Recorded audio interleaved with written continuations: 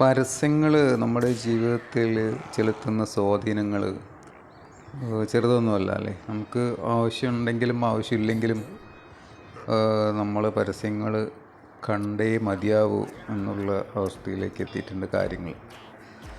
കാരണം ഒരു ചാനലിൽ പരസ്യം തുടങ്ങിയെന്ന് പറഞ്ഞാൽ അടുത്ത ചാനലിലേക്ക് മാറ്റുമ്പോൾ അതിലും പരസ്യമായിരിക്കും. അപ്പോൾ അത് ഒരു മാർക്കറ്റിങ്ങിൻ്റെ ഭാഗമായിട്ട് അവർ തന്ത്രപരമായിട്ട് കൈകാര്യം ചെയ്യുന്ന രീതികളാണ്. അപ്പോൾ നമ്മളത് കണ്ടേ മതിയാവും. നമ്മൾ ആസ്വദിക്കുന്ന പരസ്യങ്ങളുണ്ട്. ഇതുപോലെ വളരെ മനോഹരമായിട്ട് നമ്മൾ അർത്ഥവത്തായിട്ടുള്ള മീനിങ്ഫുള്ളായിട്ടുള്ള ഒരുപാട് പരസ്യങ്ങൾ കണ്ടിട്ടുണ്ടല്ലോ. അതുപോലെ തന്നെ ചളിയടിക്കുന്ന പരസ്യങ്ങളും കണ്ടിട്ടുണ്ട്, കാണാറുണ്ട്.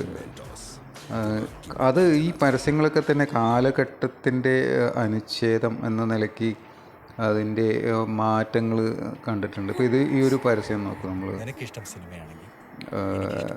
ഒരു മെയിൽ ഈഗോ അല്ലെങ്കിൽ അത്തരം പുരുഷാധിപത്യം ഒക്കെ മാറ്റി വെച്ചുകൊണ്ടുള്ള ഒരു പരസ്യ രീതിയിലേക്ക് അല്ലെങ്കിൽ ഒരു പ്രകടനത്തിലേക്ക് ഈ പരസ്യങ്ങളൊക്കെ മാറുന്നു എന്നുള്ളത് കാണുമ്പോൾ അത് സന്തോഷം തോന്നുന്ന വിഷയമാണ്. ഈ ഓർത്തഡോക്സ് ആയിട്ടുള്ള പല ആളുകൾക്കും അല്ലെങ്കിൽ പുരുഷാധിപത്യ സമൂഹം എന്ന് വെമ്പളക്കിക്കൊണ്ട് നടക്കുന്ന ആളുകൾക്കൊക്കെ ചിലപ്പോൾ അത് അരോചകമായിട്ടും അല്ലെങ്കിൽ ഇത് സമ്മതിക്കാനൊക്കെ മടി കാണും.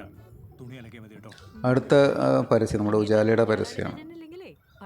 അപ്പോൾ അത് തുണി അലക്കുക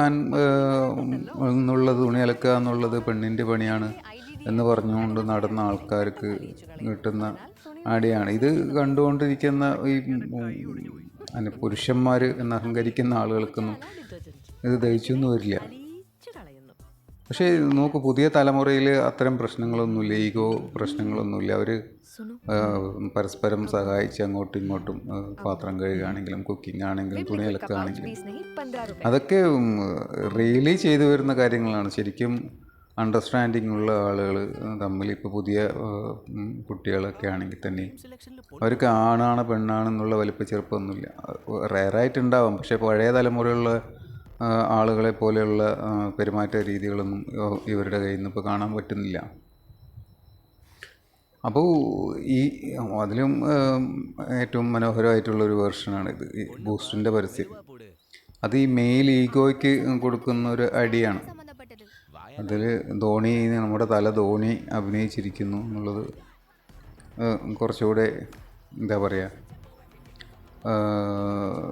നമുക്ക് സന്തോഷം തരുന്ന കാര്യമാണല്ലേ.